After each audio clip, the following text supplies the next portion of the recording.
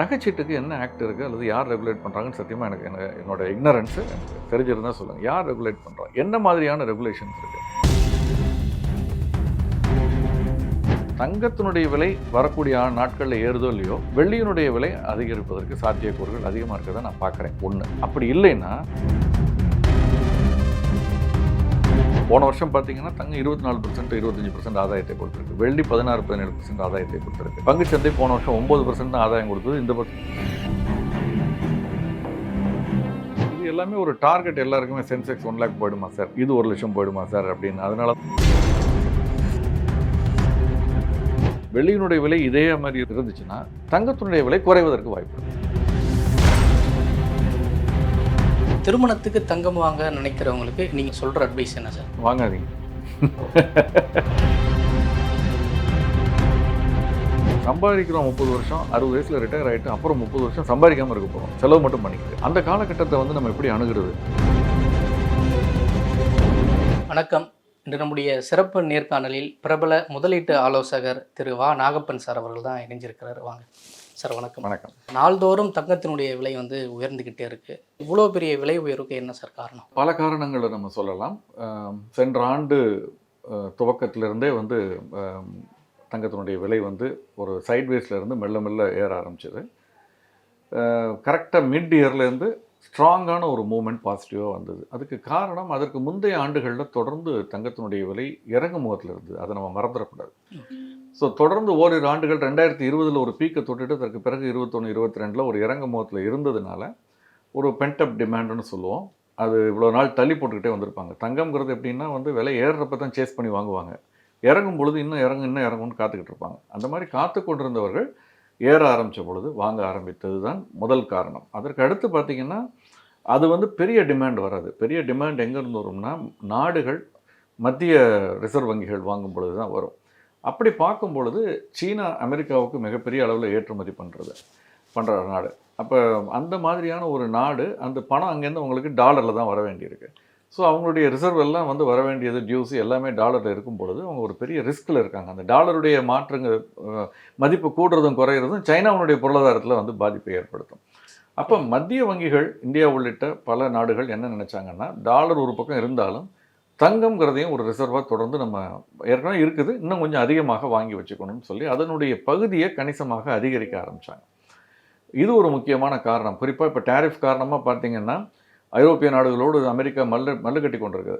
இந்த காலகட்டத்தில் டாலரை மட்டும் நம்பி இருந்தோம்னா நம்மளை அமெரிக்கா கவுத்துறோம்.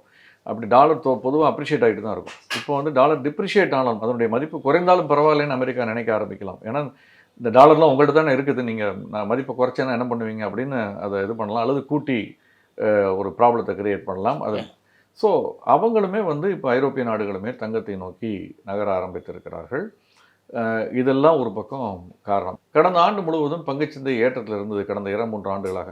அப்போ அதில் லாபத்தை பதிவு செய்தவர்கள் அடுத்து எங்கே முதலீடு செய்கிறதுன்னு பார்க்கும் பொழுது அதற்கு ஒரு நல்ல முதலீடாக தங்கம், ரியல் எஸ்டேட். இப்போ ரியல் எஸ்டேட்டுக்கு வரணும்னா இன்றைக்கி கோடிக்கணக்கில் பணம் வேண்டி இருக்குது பெரும்பாலான பெருநகரங்களில். ஸோ அப்போ அடுத்து அவங்க பார்க்குறது தங்கத்தை தான் பார்க்குறாங்க. ஸோ இப்படி ஒரு விதமான ஒரு முதலீடு தங்கத்தை நோக்கி வந்திருப்பது ஒரு காரணம். பேப்பர் கோல்டில் முதலீடு அதிகரித்திருப்பதும் ஒரு காரணம். இளைய தலைமுறை இன்றைக்கு இருக்கவங்க அந்த இடிஎஃப்னு சொல்லக்கூடிய பங்குச்சந்தையில் வணிகமாகக்கூடிய அந்த தங்கம் அதில் முதலீடு செய்கிறார்கள், அந்த யூனிட்டுகளில். அதுவும் ஒரு காரணம். இந்தியாவில் தங்கத்தினுடைய விலை எப்படி தீர்மானிக்கிறாங்க? இப்போ நான் முதல்ல சொன்ன காரணத்தை விட இன்னொரு முக்கியமான ஒரு காரணத்தை நான் சொல்ல விட்டுட்டேன். என்னென்னா டாலர். ரூபாய்க்கு நிகரான டாலருடைய மதிப்பு உயர்வதும் ஒரு காரணம். கடந்த ஓராண்டில் பார்த்தீங்கன்னா, அல்லது 1.5 ஆண்டுகளில் டாலர் 73 ரூபா 74 ரூபா இருந்தது. இப்போ 86 ரூபா 87 தொட்டது. கிட்டத்தட்ட 10% இல்லை 15% டாலருடைய மதிப்பு உயர்ந்திருக்கிறது, அல்லது ரூபாயினுடைய மதிப்பு வீழ்ச்சியை சந்தித்திருக்கிறது. ரெண்டும் சேர்ந்து காம்பினேஷன் வச்சுக்கோங்க. ஸோ அப்போ என்ன ஆகுதுன்னா, நம்ம இறக்குமதி செய்கிறோம் தங்கத்தை, இறக்குமதி செய்யக்கூடிய தங்கத்திற்கு டாலரில் கொடுக்குறோம். அப்போ அந்த டாலரை 73 ரூபா கொடுத்து வாங்கிட்டு இருந்தோம், இன்றைக்கி 86 ரூபா கொடுத்து வாங்குகிறோம். அப்போ தங்கத்தினுடைய விலை ஏறினது ஒரு பக்கம் இருந்தால் கூட, டாலருடைய மதிப்பு உயர்ந்ததன் காரணமாக நம்ம அதிக ரூபாய் கொடுத்து டாலரை வாங்கி அப்புறம் அதிக டாலரை கொடுத்து தங்கத்தை வாங்கணும். 2 ப்ராப்ளம் இந்தியாவில் இருக்கும் பொழுது வருகிறது. சர்வதேச சந்தைக்கும் இந்திய சந்தைக்கும் இது ரொம்ப முக்கியமான ஒரு வித்தியாசம். ஏன்னா எப்போதெல்லாம் டாலருடைய மதிப்பு உயர்கிறதோ பொதுவாக அப்போல்லாம் தங்கத்தினுடைய விலை குறையும். ஏன்னா டாலருடைய மதிப்பு உயர்றதுனால கொஞ்சம் டாலர் கொடுத்தாலே தங்கம் கிடைக்கும். எப்போதெல்லாம் டாலருடைய மதிப்பு குறைகிறதோ அப்போல்லாம் அதிக டாலர் கொடுத்து நம்ம வாங்க வேண்டியிருக்கும். ஸோ அதை மீறி இப்போ வந்து தங்கத்தினுடைய விலையும் உயர்ந்திருக்கு, டாலருடைய மதிப்பும் உயர்ந்திருக்கு. ஸோ 2 ப்ராப்ளம் நமக்கு இந்தியாவில் இருக்கக்கூடியவர்களுக்கு. இது 2ஐயும் சேர்த்து இதோடு 3ஆவதாக இங்கே வந்து சென்ற சில ஆண்டுகள் வந்து இப்போ டியூட்டியை குறைச்சிருக்காங்க, அதற்கு முன்பு டியூட்டியை அதிகரித்தாங்க. ஸோ அந்த இறக்குமதி தீர்வையும் சேர்ந்து கொள்ள தங்கத்தினுடைய விலை கணிசமாக ஒரு அதிகரிப்பு நம்ம பார்த்தோம். ஓகே, இப்போ வந்து டாலருடைய விலையும் தங்கத்தினுடைய விலையும் உயர்ந்ததுனால இங்கே கண்டிப்பாக வந்து தங்கத்தினுடைய விலை தொடர்ந்து உயர்ந்து தான் இருக்கும், அது குறையிறதுக்கான வாய்ப்பு இல்லை. அப்படி சொல்ல முடியாது. நான் இதே தான் சொன்னேன், 2012லேருந்து 2016 வரைக்கும் 4 ஆண்டுகள் தங்கம் வந்து தொடர்ந்து வீழ்ச்சியை சந்தித்தது. நான் இறக்கம்னு கூட சொல்லலை, வீழ்ச்சி. அது ஒரு 30% கிட்ட தங்கத்தினுடைய விலை காணாமல் போனது. ஆனால் நம்ம அதெல்லாம் மறந்துடுவோம். நமக்கு பிடித்த ஒரு பொருளை அதை பிடித்த மாதிரியே தான் நம்ம நினச்சிக்குவோம். தங்கம் எல்லாருக்கும் பிடிக்கும், தங்கம் விலை ஏறிட்டே தான் இருக்கும், இப்படி தான் நம்ம நினைப்போம். அது 6 மாதம் ஏறினுச்சுன்னா, 1 வருஷம் ஏறினுச்சுன்னா தொடர்ந்து ஏறிக்கிட்டே இருக்க சார்மோ. அதுக்கு முன்னால் 2 வருஷம் தொடர்ந்து இறங்கிக்கிட்டே இருந்ததை நம்ம மறந்துட்டோம். 2020 கடைசியில் 21 22 இறங்கிட்டே இருந்தது தங்கத்தினுடைய விலை. ஸோ அதனால் மாறிக்கிட்டே தான் இருக்கும். ஆனால் இந்த டாலரோடு சொல்கிறீங்கல்ல, அந்த மாதிரியான காரணங்களால் வந்து சில சமயம் வந்து தங்கத்தினுடைய விலை ரொம்ப இறங்காமல் இருக்கலாம். ஏன்னா டாலருடைய மதிப்பு உயர்ந்திருப்பதன் காரணமாக தங்கத்தினுடைய விலை உயரலைன்னா கூட உயர்ந்த மாதிரியான ஒரு தோற்றம். ஏன்னா அந்த டாலருடைய மதிப்பு உயர்ந்திருப்பதனால நம்ம அதிக ரூபாய் கொடுத்து டாலரை வாங்கி தங்கத்தை வாங்குறதுனால தங்கம் விலை உயர்ந்த மாதிரியான ஒரு தோற்றம் ஏற்படும் இந்தியாவை பொறுத்த வரைக்கும். அது உண்மையிலே டாலருடைய உயர்வு தானே தவிர தங்கத்தினுடைய உயர்வு அல்ல. சில சமயங்களில் தங்கத்தினுடைய விலை இறங்கவும் செய்திருக்கிறது. சென்ற ஆண்டு இந்த ஆண்டே கூட பார்த்திங்கன்னா நடுவில் 1% 1.5%லாம் நடுவில் இறங்கியிருக்கு. 5% ஏறினதுக்கு பிறகு 1% 1% இறங்கினதெல்லாம் நடந்திருக்கு, நம்ம பார்த்துருக்கோம். இப்போ பொதுவாக நம்மளுடைய கல்ச்சரில் வந்து இந்த திருமணத்துக்கு வந்து தங்கம் வந்து போடுறது ரொம்ப அதிகம். திருமணத்துக்கு தங்கம் வாங்க நினைக்கிறவங்களுக்கு நீங்கள் சொல்கிற அட்வைஸ் என்ன சார்? வாங்காதீங்க. நம்ம சொல்லிட்டு போகலாம், கேட்க மாட்டாங்க. திருமணத்துக்கு ஒரு வருஷத்துக்குள்ளே 2 வருஷத்துக்குள்ளே வாங்கணும்னு இருந்தால் அதில் போய் நம்ம வந்து ஸ்பெக்குலேட் பண்ணிக்கிட்டு இருக்காமல், ஒரு ட்ரேடர் மாதிரி, ஒரு வணிகர் மாதிரி ஏற்ற இறக்கங்கள்லாம் பார்த்துக்கிட்டு இருக்காமல், வேணுங்கிறப்ப கையில் காசு இருந்தால் வாங்கி வச்சுறது தான் பெட்டர். தேவைக்குன்னு வாங்குகிறோம், வாங்கி வச்சுறது தான் பெட்டர். இல்லை நீண்ட கால அடிப்படையில் என்ன, இப்போ பொண்ணுக்கு 8 வருஷம் கழிச்சு தான் கல்யாணம், பையனுக்கு 8 வருஷம் கழிச்சு தான் கல்யாணம், அப்போ தங்கம் தேவைப்படும் அப்படின்னு நினைக்கிறவங்க, அப்போ அதுக்கு வந்து கோல்டு ETF மாதிரியான பங்குச்சந்தையில் வணிகமாகக்கூடிய தங்கம் சார்ந்த மியூச்சுவல் ஃபண்டில் இன்வெஸ்ட் பண்ணலாம். ஏன்னா அதில் கட்டணம் குறைவு, ஒரு 6% கூட வராது. வாங்கினாலும் விற்றாலும் உங்களுக்கு 10% தங்க விலை ஏறினுச்சுன்னா அந்த 10%ல் 1/2% போக 9.5% முழுவதும் உங்களுக்கே கிடைக்கும். இப்போதே நீங்கள் சந்தையில் வாங்கினீங்கன்னா வாங்கினோன்னு கூலி சேதாரம்னு எடுத்துருவாங்க. காயின் வாங்கினா கூட எடுக்கலைன்னா சொல்லிக்கிறாங்க சமாதானத்துக்கு. எல்லாத்துலேயும் வந்து குறைந்தபட்சம் 2-3%ஆவது போகுது, 15% வரைக்கும் போகுது நமக்கு தெரியாமல். ஸோ விற்க போகும்பொழுதும் திரும்ப அதில் சில கழிவுகள்லாம் வரும். அப்போ அதை மாற்றி ஒரு பொருளை பண்ணும் பொழுது சில கழிவுகள் வரும். ஸோ நமக்கு அந்த 10% தங்கத்தினுடைய விலை ஏறியிருந்தால் கூட அதனுடைய முழு பலாபலனும் நமக்கு கிடைக்க போகிறதில்ல. அது கிடைக்கணும்னா கோல்டு ETF மாதிரியான இருந்தால் தான் நமக்கு அது கிடைக்கும். தங்கம் சார்ந்த கடன் தங்க பத்திரங்கள் இருக்குது மத்திய ரிசர்வ் வங்கியினுடையது. இப்போ அவங்க வெளியிடுறதில்ல ரொம்ப அரசாங்கம். அதுக்கு பதில் ஏற்கனவே வெளியிட்டது சந்தையில் வணிகமாகுது, அதில் கூட முதலீடு செய்யலாம். அதெல்லாம் இப்போ இன்றைக்கி 8,000 ரூபாய்க்கு மேலே இருக்குது. ஒரு யூனிட் வாங்கணுன்னா கூட 8,000 ரூபா வேணும். வேறு இந்த கோல்டு ETFங்கிறதெல்லாம் இன்றைக்கி ஒரு 73 ரூபா 74 ரூபாய்க்கு ஒரு யூனிட். ஒரு நாளைக்கு ஒரு யூனிட் டெய்லி வாங்கிட்டே கூட இருக்கலாம். அல்லது வாரத்துக்கு ஒரு 10 யூனிட்டோ 20 யூனிட்டோ 50 யூனிட்டோ எவ்வளோ வேணுமோ வாங்கலாம், ஒன்று கூட வாங்கலாம். ஸோ இது மாதிரி வாங்கி சேர்க்கறது தான் சரியான அணுகுமுறையாக இருக்கும் நீண்ட கால அடிப்படையில் தங்கத்தை ஒரு முதலீடாக பார்க்குறவங்க. இது தவிர ஆக்சுவல் தங்கம் கொஞ்சம் இருக்குது நல்லது, ஃபிசிக்கல் தங்கம்ங்கிறது கொஞ்சம் இருக்குது நல்லது தான். ஸோ இது எல்லாம் சேர்ந்து ஒட்டுமொத்தமாக ஒருவருடைய நிதி சேமிப்பு, ரியல் எஸ்டேட்டை ரிமூவ் பண்ணிவிட்டு நிதி சார்ந்த முதலீடுகள் இருக்குது இல்லையா, ஃபிக்ஸட் டெபாசிட், பங்குச்சந்தை, வைப்பு நிதி, பரஸ்பர நிதி, தங்கம் அப்படின்னு இதெல்லாம் டோட்டல் பண்ணும்பொழுது அதில் ஒரு 5லிருந்து 10% வரைக்கும் தங்கத்தினுடைய இருப்பு இருக்கலாம். அது எப்படி இருக்கலாம்னா ETF-ஆக இருக்கலாம், சாவரின் கோல்டு பாண்டாக இருக்கலாம், ஃபிசிக்கல் கோல்டாகவும் இருக்கலாம். அந்த ஃபிசிக்கல் கோல்டுன்னு சொல்கிறது முதலீட்டுக்காக வாங்கிய கோல்டு, காயினாவோ வாங்குது. நம்ம தங்க ஆபரணங்களை நான் சேர்த்துக்கலாம். ஆபரணங்களை நான் எப்படி பார்க்குறேன்னா அது வந்து கன்சம்ஷன், அது வந்து அது ஒரு செலவாக தான் நான் பார்க்குறேன், அது ஒரு முதலீடாக பார்க்கலாம். அது நம்ம எப்படி ஒரு ஆடை வாங்கி அணிகிறோமோ அந்த மாதிரி தங்கத்தை வாங்கி அணிஞ்சுக்கிறோம், அது ஒரு செலவு.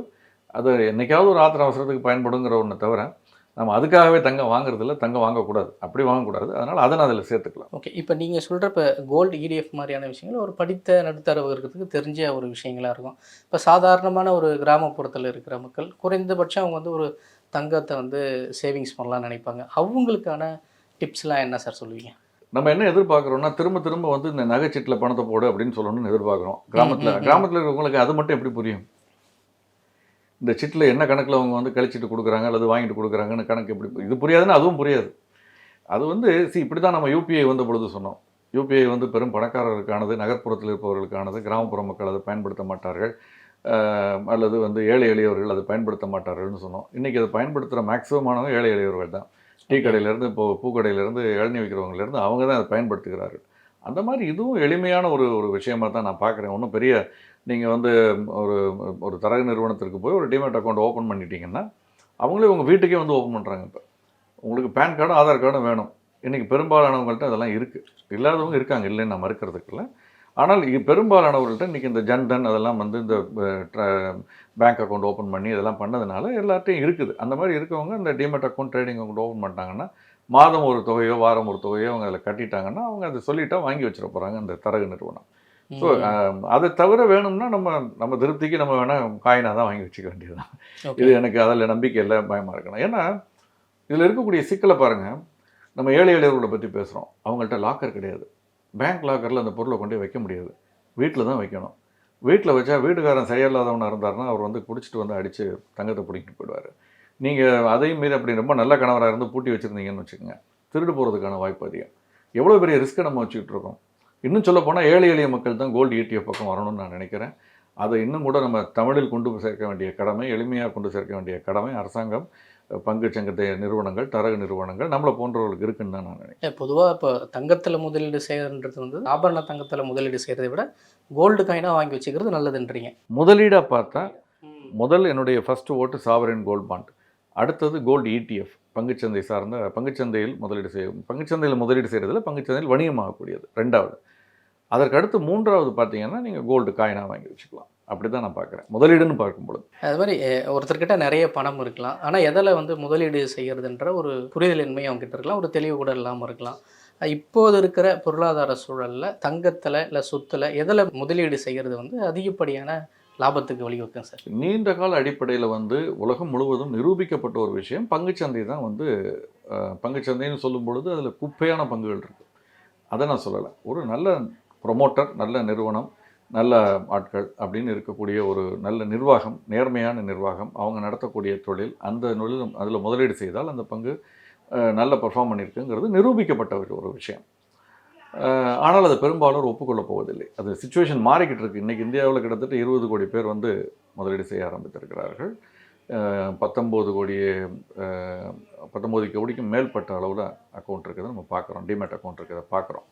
இந்தியாவில் ஹவுஸ் ஹோல்டுங்கிறதே ஒரு 30 கோடி ஹவுஸ் ஹோல்டு தான், 35 கோடி ஹவுஸ் ஹோல்டுன்னு வச்சுக்கலாம். ரொம்ப போனால் 40 வச்சுக்கலாம். அதில் பாதிக்கு பேர் இப்போ பங்குச்சந்தையை நோக்கி வந்து விட்டார்கள். ஸோ முதலீடு செய்கிறாங்க. அதை தாண்டி நம்ம பார்க்கும் பொழுது ஒரு பிரித்து முதலீடு செய்கிறதுங்கிறது ரொம்ப முக்கியம். நம்ம கையில் இருக்கக்கூடிய எல்லா பணத்தையும் பங்குச்சந்தையில் போடுறது தப்பு. கையில் இருக்க எல்லா பணத்தையும் தங்கத்தில் போடுறதும் சரியான ஒரு முடிவாக இருக்காது அப்படின்னு தான் நான் பார்க்குறேன். பிரித்து முதலீடு செய்யணும். ஏன்னா ஒவ்வொரு அசட்டும் ஒவ்வொரு காலகட்டத்தில் ஏறும். பங்குச்சந்தை வந்து ஒரு கட்டத்தில் ஏறும், 6 மாதமாக இறங்கி போயிருக்கு, பெரிய வீழ்ச்சியை சந்தித்து கொண்டிருக்கிறது. முன்னணி பங்குகளை 15-20% வீழ்ச்சியை சந்தித்திருக்கு. ஆனால் தங்கம் ஏறி இருக்குது இந்த காலகட்டத்தில். போன வருஷம் பார்த்தீங்கன்னா தங்கம் 24%, 25% ஆதாயத்தை கொடுத்துருக்கு. வெள்ளி 16-17% ஆதாயத்தை கொடுத்துருக்கு. பங்குச்சந்தை போன வருஷம் 9% தான் ஆதாயம் கொடுத்தது. இந்த வருஷம் வீழ்ச்சியை சந்தித்திருக்கிறது. கடந்த 6 மாதங்களில் 15% வீழ்ச்சி. ஆனால் தங்கம் ஏறிக்கிட்டு இருக்கு. ஸோ நீங்கள் இந்த மாதிரி பிரித்து முதலீடு செய்யும்பொழுது போன வருஷம் பங்குகளை விற்றுட்டு தங்கத்தை வாங்கியிருக்கலாம். இந்த வருஷம் தங்கத்தை விற்றுட்டு பங்குகளை வாங்க வேண்டிய காலகட்டம். பட் எல்லாம் ரிவர்ஸாக தான் பண்ணுவாங்க. விலை ஏறும் பொழுது தான் அதை சேஸ் பண்ணுவாங்க. அப்போ தான் அதில் ஒரு அட்ராக்ஷன் வரும். இப்போ முந்தைய கேள்விக்கு பேசுகிறப்பே சொன்னீங்க, இந்த கோல்டு சீட் கட்டி நகை வாங்குறதை பற்றி ஒரு சிம்பிளாக சொல்லியிருந்தீங்க. இப்போ கோல்டு சீட் கட்டி நகை வாங்குறதுல இருக்கிற நிறை குறைகளை கொஞ்சம் விரிவாக சொல்ல முடியுமா சார்? என்னை பொறுத்த வரைக்கும் இந்த நகைச்சீட்டுங்கிறது வந்து கடந்த காலங்களில் நடுத்தட்டு மக்களுக்கு அதன் மூலமாக ஒரு மிகப்பெரிய சேமிப்பு நிகழ்ந்திருக்கிறது. அதை மறுப்பதற்கு இல்லை. அது இல்லைன்னா அந்த பணத்தை அவங்க என்ன பண்ணியிருப்பாங்கன்னு தெரியலாம். இந்த காப்பீடு, நகைச்சீட்டு போட்டு தான் அவங்க சேமிப்பே வந்திருக்காங்க. அதே மாதிரி இந்த சீட்டு, இது 3 தான். எல்லாருக்கும் பங்குச்சந்தை தெரியாது, மியூச்சுவல் ஃபண்ட் தெரியாது. ஆனால் இன்றைக்கி காலம் மாறிடுச்சு. பணவீக்கம் காரணமாக நம்முடைய தேவைகள் அதிகரிச்சிருச்சு. ஒரு பக்கம் தண்ணியை விலை கொடுத்து வாங்குகிறோம். இதெல்லாம் நம்ம நினச்சி பார்த்தது இருக்கு. உங்களுக்கு தெரியாது, நாங்களாம் தண்ணி வந்து வீட்டில் டேப்பை திறந்தால் தண்ணி வரும் எங்கள் ஊரில். இன்றைக்கி அதெல்லாம் நீங்கள் யோசித்து பார்க்குறது ரொம்ப கஷ்டம். விலைவாசி உயர்வு ஒரு பக்கம், இன்னொரு பக்கம் புதிய தேவைகள் அதிகரிக்கையில் இன்னமும் நம்ம வந்து இந்த ஒரு 5%, 6%, 8% கொடுக்குற ரிட்டர்ன் ஃபிக்ஸட் டெபாசிட்லேயே நம்ம பணத்தை முழுவதும் போட்டு வச்சுருந்தோம்னா அது பெரிய அளவில் ஒரு நமக்கு சாதகமாக இருக்காது. நான் சொல்கிறது எப்போதுமே there is a danger of outliving our savingsன்னு சொல்லுவேன். ஏன்னா இன்றைக்கி மருத்துவ வசதிகள் காரணமாக முன்பு மாதிரி 60 வயசு 70 வயசில் இப்போ யாரும் 80 வயசு 90 வயசு ஆகுது இறக்குறவங்கள பார்த்தீங்கன்னா. அப்போ சம்பாதிக்கிறோம் 30 வருஷம், 60 வயசில் ரிட்டையர் ஆகிட்டு அப்புறம் 30 வருஷம் சம்பாதிக்காமல் இருக்க போகிறோம், செலவு மட்டும் பண்ணிக்கிட்டு. அந்த காலகட்டத்தை வந்து நம்ம எப்படி அணுகிறது?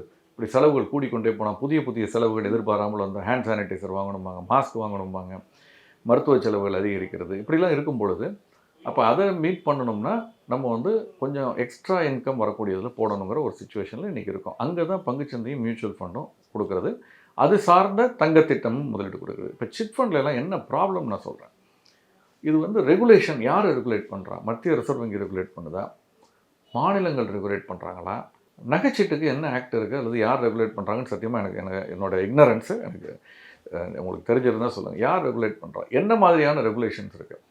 அதில் ஃப்ராட் நடந்தால் அதை எப்படி மீட்? இப்போ பங்குச்சந்தையில் ஃப்ராட் நடக்கலைன்னு சொல்லலை, நிறைய நடக்குது.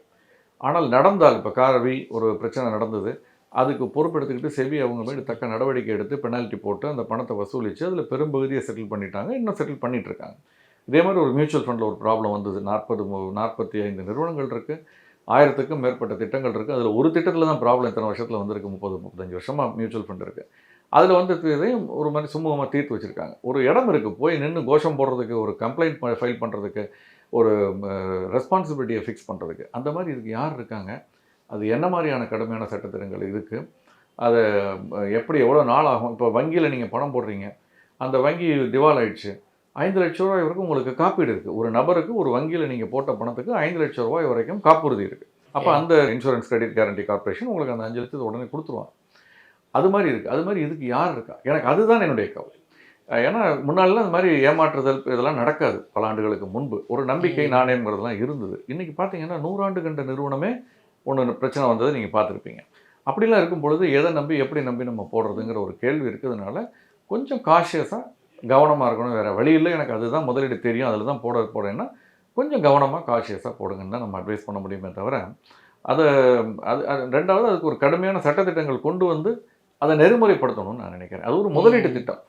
அது இன்றைக்கி அது முதலீட்டு திட்டமாக கருதப்படாமல் தங்க நகைக்கடை அவங்க நடத்துகிற திட்டமாக கருதப்படுறதுனால தான் இந்த பிரச்சனை வருது. அதுமாதிரி வெள்ளியினுடைய விலையும் வந்து இப்போ அதிகரிச்சிட்டு இருக்குல்ல சார், வெள்ளியில் முதலீடு பண்ணுறது லாபகரமாக இருக்குமா? தங்கத்தை விட வெள்ளிக்கு தான் வந்து இண்டஸ்ட்ரியல் அப்ளிகேஷன் ரொம்ப ஜாஸ்தி, ஒரு பயன்பாடுங்கிறது ரொம்ப ஜாஸ்தி. தங்கத்துக்கு அவ்வளோ பயன்பாடு கிடையாது. தங்கம் வந்து ஒரு அலங்கார பொருள் தான். பட்டு அதனுடைய ஒரு அரிதாக கிடைக்கக்கூடிய ஒரு பொருளுங்கிறதுனாலே அதுக்குடைய மரியாதை கூடுகிறது. பொருளாதாரத்தில் வந்து டைமண்ட் வாட்டர் தியரின்னு ஒன்று சொல்லுவாங்க. டைமண்ட் வந்து நம்ம வாழ்க்கையில் அது இல்லாமல் இருந்துடலாம், தண்ணி இல்லாமல் இருக்க முடியாது. ஆனால் எதோட விலை கூட? வைரத்தோட விலை தான் கூட, இந்த தண்ணியோட விலை ரொம்ப குறைவு. ஸோ ஏன் அப்படி? அதுதான் பொருளாதாரம். ஏன்னா எது அரிதாக கிடைக்கிறதோ அதனுடைய விலை கூட இருக்கும். அதனால தான் தங்கம். என்னைக்கு இந்த அரிதானதுங்கிறது மாறுதோ அதனுடைய மதிப்பு குறைஞ்சிரும். உதாரணமாக சொல்கிறேன், இது நடக்குமான்னு கேட்காதீங்க, நடக்கலாம். வைரத்தை எடுத்துங்க. வைரம் வந்து 10 ஆண்டுகளுக்கு முன்பு வரை அதனுடைய விலை தொடர்ந்து ஏறிக்கிட்டு தான் இருந்தது. 10-15 ஆண்டுகள் முன்பு வரை மெல்ல மெல்ல சைட்வேஸில் மூவ் ஆனிச்சு. பக்கவாட்டு நகரத்துலேருந்து இப்போ இறங்க ஆரம்பிச்சிருச்சு. என்ன காரணம்னு கேட்டால் லேப் க்ரோன் டைமண்ட்னு ஒன்று வந்துருச்சு. சார் அது போலி தானேன்னு நீங்கள் சொல்லலாம். பட் இன்றைய தலைமுறை வந்து உண்மை போலிங்கிறத பற்றி கவலைப்படலை. அவங்க 14 கேரட் தங்கம் போட்டுக்க ரெடியாக இருக்காங்க, 18 கேரட் தங்கம் போட்டுக்க ரெடியாக இருக்காங்க. தங்கமே இல்லாமல் ஆன்டிக் ஃபினிஷ்னு வெள்ளியில் வாங்கி போட்டுக்கிறாங்க. அவங்க நம்ம எங்கள் தலைமுறை மாதிரி கிடையாது. ஸோ அவங்க வந்து தங்கத்தை பெரிய ஒரு இதாக பார்க்கல, ஒன்று ஆபரணமாக பார்க்கல, ஒன்று. ரெண்டாவது, இந்த மாதிரியான ஒரு ஆர்டிஃபிஷியல் டைமண்ட் மாதிரியாக கோல்டு வந்துருச்சுன்னா, இந்த ஆர்டிஃபிஷியல் டைமண்ட்லாம் பார்த்தீங்கன்னா, லேப் க்ரோன் டைமண்ட் பார்த்தீங்கன்னா அதுக்கும் ஒரிஜினலுக்கும் வித்தியாசம் கண்டுபிடிக்கிறதே ரொம்ப கஷ்டமாக இருக்குங்கிறாங்க. அதை கண்டுபிடிக்கிறதுக்கே ஒரு நிறுவனம் இருக்குது, அது பங்குச்சந்தையில் பட்டியலிடப்பட்டு வணிகம் ஆகிக்கிட்டு இருக்கு. அவங்க தான் அதை தரம் பிரித்து சொல்கிறது, இது லேப் க்ரோன், இது ஒரிஜினல் அப்படின்னு சொல்கிறதுக்கு. ஸோ அந்த அளவுக்கு அது மாதிரி தங்கத்துக்கு வந்தால் என்ன ஆகும்? ஸோ அது வரைக்கும் தங்கத்துக்கான டிமாண்ட் நிச்சயம் இருந்துக்கிட்டு இருக்கும். அது அரிதானதுங்கிறதுனால. இண்டஸ்ட்ரியல் அப்ளிகேஷன் வெள்ளிக்கு இருக்குது. ஹேவிங் செட் தட், இது ரெண்டுக்கும் ஒரு ஈக்குவேஷன் இருக்குது. தங்க விலை இவ்வளோ ஏறினா வெள்ளியினுடைய விலை இவ்வளோ ஏறணும்னு. ஆனால் அந்த அளவுக்கு வெள்ளியினுடைய விலை ஏறலை சென்ற ஆண்டு. ஸோ அதனால் தங்கத்தினுடைய விலை வரக்கூடிய நாட்களில் ஏறுதோ இல்லையோ, வெள்ளியினுடைய விலை அதிகரிப்பதற்கு சாத்தியக்கூறுகள் அதிகமாக இருக்கிறத நான் பார்க்குறேன். ஒன்று. அப்படி இல்லைன்னா வெள்ளியினுடைய விலை இதே மாதிரி இருந்துச்சுன்னா தங்கத்தினுடைய விலை குறைவதற்கு வாய்ப்பு இருக்குது. அந்த கோல்டுக்கும் வெள்ளிக்கும் உள்ள ஈக்குவேஷனுங்கிறது ஒரு 100 ஆண்டுகளாக பார்த்துக்கிட்டு இருக்காங்க. அது ஒரு தன்னைத்தானே ஒரு 6 மாத காலகட்டத்தில் சரி செய்து கொள்கிறது. அந்த மாதிரி இன்னொரு 6 மாதத்துக்குள்ளே ஒன்று தங்கத்தினுடைய விலை குறையணும் அல்லது வெள்ளியினுடைய விலை கூடணும். ரெண்டில் ஒன்று. தங்கத்தினுடைய விலை கூடும்போது வெள்ளியினுடைய விலை ஆட்டோமேட்டிக்காக அந்த ஒரு ப்ரோரேட்டாவாக இல்லைனாலும் கொஞ்சம் கூடும். இல்லைன்னா தங்கத்தினுடைய விலை குறையும், வெள்ளியினுடைய விலை அப்படியே இருப்பதற்கு வாய்ப்பு இருக்குது. வெள்ளியினுடைய விலையும் அந்த வேகத்தில் குறையாது, கொஞ்சம் கம்மியாக குறையலாம்னு நான் நினைக்கிறேன். பட் ஜென்ரலி இந்த எக்ஸ்பெக்டேஷன் வந்து வெள்ளியினுடைய விலை அதிகரிப்பதற்கு வாய்ப்புகள் அதிகமாக இருக்கிறதா பார்க்குறோம். இந்த மாதிரி இந்த வருடத்தினுடைய முடிவுக்குள்ள தங்கத்தினுடைய விலை சவர ஆபரண தங்கத்தினுடைய விலை வந்து 1 லட்சம் வந்து எனக்கு தெரிந்து நான் இந்த லோக்கல் கோல்டு நான் ரொம்ப ட்ராக் பண்ணுறதில்ல. இன்டர்நேஷ்னல் மார்க்கெட்டில் $3000 மேலே போயிருக்குது. ஒரு ட்ராய் அவுன்ஸ்னு சொல்லுவோம், 31 கிராமுக்கு மேலே. அது வந்து 2850ங்கிறது ஒரு லோவாக இருக்குது, பாட்டமாக இருக்குது. அதாவது இங்கேருந்து ஒரு 5% வச்சுக்கோங்களேன், அதுதான் லோ. குறைஞ்சா ஏறுனுச்சுன்னா இன்னொரு 5%ல் போகலாம் அப்படின்னு நான் நினைக்கிறேன். அவ்வளோதான் இந்த ஆண்டு இருக்கும்னு நான் நினைக்கிறேன். இப்போ இருக்கக்கூடிய சூழலிருந்து ஒரு 5% அதிகரிக்கலாம் சர்வதேச சந்தையில். உள்ளூர் சந்தையில் அது தாண்டி அப்புறம் டாலர் என்ன ரேட்டுக்கு மாறுது, அப்புறம் டியூட்டியில் ஏதாவது மாற்றங்கள் இருக்கா அப்படிங்கிறத பொறுத்து அதனுடைய மாற்றங்கள் இருக்கும். அதனால் அதை நம்ம வந்து எதுவும் சொல்ல முடியாது. இது எல்லாமே ஒரு டார்கெட். எல்லாருக்குமே சென்செக்ஸ் 1 lakh போயிடுமா சார், இது 1 லட்சம் போயிடுமா சார் அப்படின்னு. அதனால தான் பேட்டா ப்ரைஸ்னு சொல்லுவாங்க. பேட்டா பார்த்தீங்கன்னா 99 பைசான்னு வச்சுருப்பாங்க அந்த காலத்தில். ஏன்னா அது ஒரு சைக்கலாஜிக்கலாக ஒரு இது, அப்படி தான் அதை பேசுகிறோமே தவிர சயின்டிஃபிக்காக நம்ம அணுகிறது இல்லை. அந்த விதத்தில் பார்த்தீங்கன்னா ஒரு 4 to 5% அதிகரிப்பதற்கான சாத்தியக்கூறுகள் இருக்குது. பட் இது எல்லாமே நம்ம கையில் இல்லை சார். இதெல்லாம் ஒரு ஊகம் தான். கெஸ்டிமேட்னு சொல்கிறோம். எஸ்டிமேட் கூட கிடையாது, கெஸ்டிமேட் தான் அதெல்லாம். சைனா பெரிய அளவில் வாங்க ஆரம்பித்தா என்ன ஆகும்? ஸோ அதெல்லாம் நம்ம என்ன பண்ணலாம்னு நினச்சிங்கன்னா, நம்மளை பொறுத்த வரைக்கும் இந்த அசட் அலோகேஷனுங்கிற ஒரு ஃபார்முலாவை வச்சுக்கிட்டு எப்போதெல்லாம் 10%க்கு மேலே போகுதோ கோல்டினுடைய மதிப்பு, அதை விற்றுட்டு 10% கீழே 8% 7% வர்றப்போ இந்த 2% 3% திரும்ப தங்கத்தை வாங்கி வச்சுக்கிறது நமக்கு நல்லது. அப்படி தான் நான் பார்க்குறேன். நேரம் ஒதுக்கி நேர்காணல் கொடுத்தவங்க ரொம்ப நன்றி சார். நன்றி.